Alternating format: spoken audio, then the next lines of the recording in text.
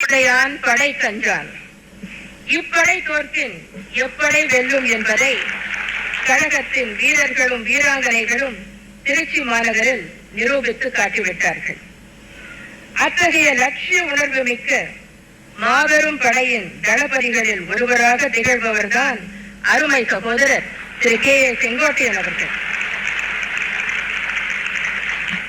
ஆரம்ப காலத்திலிருந்தே கழகத்தில் தன்னை ஒரு தொண்டனாக இணைத்துக் கொண்டு அன்றைய காலகட்டத்தில் தொகுதி அமைப்பாளராக பொறுப்பேற்று படிப்படியாக உயர்ந்து பின்னர் மாவட்ட கழக செயலாளராகி தலைமை கழகத்திலும் அமைப்பு செயலாளர் என்ற பொறுப்பை அடைந்து இன்று கழக கொள்கை பரப்பு செயலாளர் என்கிற உயரிய பதவியை வகிக்கும் அளவுக்கு உயர்ந்துள்ளார்.